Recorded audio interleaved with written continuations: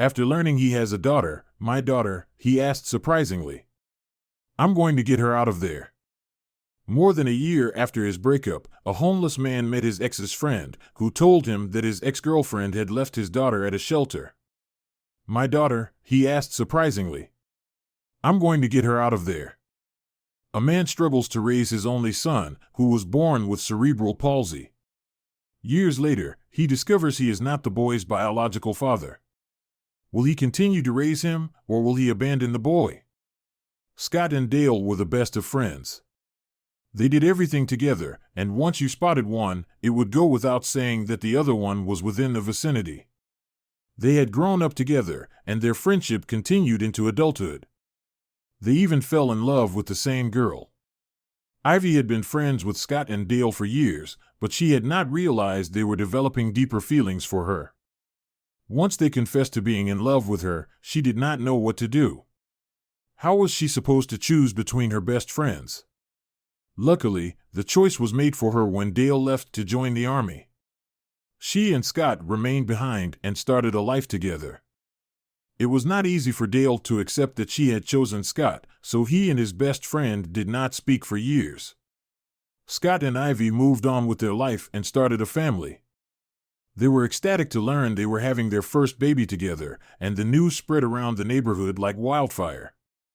Sadly, things did not go as planned.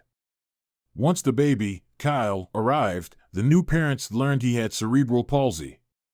The symptoms did not initially manifest, but once Kyle started growing big, it became apparent that he had the condition. Ivy was not ready to raise a son with the condition, and she fled, leaving Scott to cater to their baby single-handedly. She never returned to see her baby, and years later, Scott would learn that she had died in a terrible road accident. I just did a DNA test, and Kyle is not my biological son. Scott worked in construction as a loader, and the job did not pay much.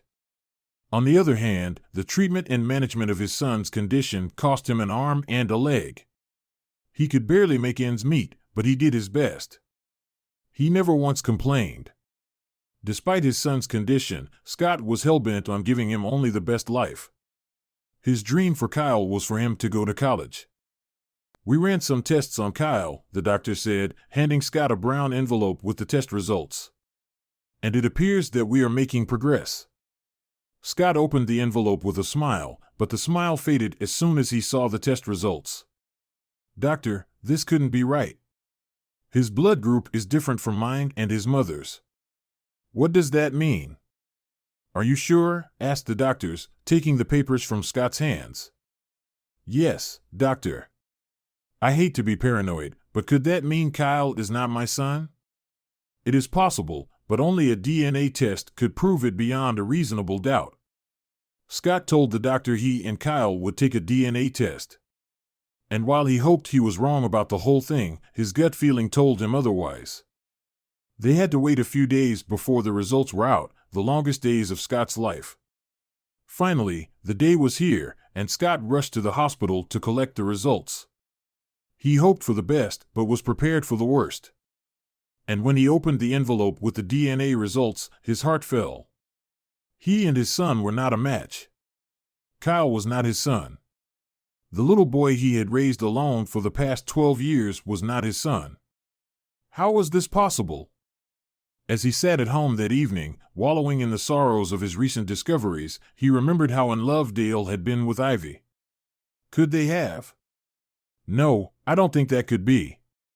They wouldn't do that behind my back, Scott consoled himself. He, however, reached out for his phone and dialed Dale's number. It had been over a decade since they last spoke, and he knew his call would shock Dale. But this had to be done. Hello, Dale? This is Scott. I know it's been years since we spoke, but I needed to ask something of you. Scott? What a surprise. How have you been all these years? The old friends conversed for a while, catching up on their lives for the past years, and once they were up to date with each other's lives, Scott posed the difficult question. Dale, this may seem inappropriate, but did you and Ivy ever, I did a DNA test, and Kyle is not my biological son. Oh, Scott, we did before I left for the army, but that was just about it. Well, is it possible he is yours? Dale was quiet for a moment before he admitted that, indeed, Kyle could be his son. It was a hard truth for Scott to accept, but what choice did he have? That night, Scott lay in bed, unable to sleep. So much was running through his mind as he tossed and turned. He had raised Kyle as his own, dedicating his life to giving his baby only the best. And now, to discover that he was not even his son? It was a hard blow. But now that he knew the truth, he decided it would be best for Kyle to grow up with his biological dad. A few days later, Scott and Kyle arrived at Dale's home, and as they sat in the car, Scott explained to Kyle that the man whose home they were about to enter was his biological dad and that Kyle would be living with him from that day onwards. Once Dale invited them in, the two former friends spoke for a while before Scott excused himself and asked to leave. He stormed out of the house, got into his car, and started driving off. But then, from his rearview mirror, he saw Kyle in his wheelchair, following the car and seemingly screaming. He immediately stopped the car and heard Kyle calling, "Dad, don't leave me." He knew Kyle loved him, but the words were unexpected, and they brought tears of joy to his eyes. He got out of the car and ran back to Kyle, kneeling in front of the boy. He hugged Kyle and cried on his shoulder, "Oh, Kyle, I'm sorry. I'll never leave your side again. I know you are not mine biologically, but you are my son nevertheless, and I love you." At the same time, Dale came out of the house and found the emotional scene unfolding. He waited a moment before speaking up. "I'm sorry, Scott.